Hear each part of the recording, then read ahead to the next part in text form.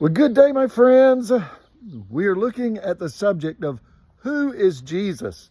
And we started yesterday by looking at the I am statements that Jesus declared of himself that John recorded. There are 7 of them. Yesterday we talked about the bread of life and how he gives sustenance. But today the second one that is recorded in John chapter 8, verse 12 is Jesus said, I am the light of the world. And he says, he who follows me shall not walk in darkness, but I have the light of life. Now, friends, I stand here beside a lamppost, and this lamppost during the day, it doesn't give out any light, but at nighttime, it's dark out here, and you can see, a light is made for the darkness. And this world is a dark world. It's in sin.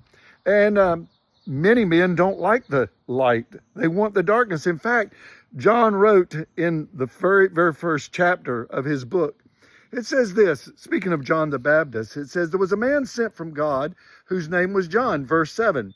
This man came for a witness to bear witness of the light, that is Jesus, that all through him might believe.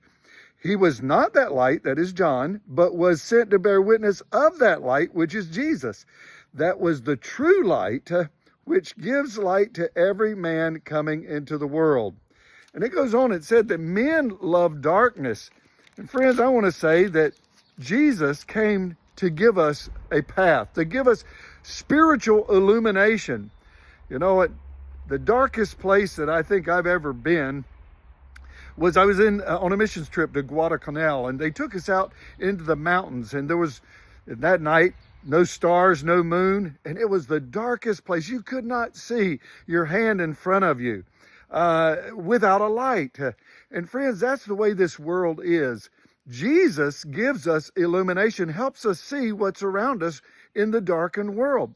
I know that there's times if you walk in the darkness, you stumble, you may fall upon a rock, or I know in the house you might stump your toe on something if you try to get up at night without turning the light on. And there's dangers oftentimes at night. The light will illuminate those dangers around us. And I want to encourage you, friends, to recognize as Jesus is the true light. There's a lot of false lights or dim lights, shall we say, but Jesus will never go out. You see, there's always going to be the sun, and it will always shine brightly, and we must walk in his light, not in the darkness. Well, listen, be back with us again tomorrow as we look at another I am statement. God bless you. Bye-bye.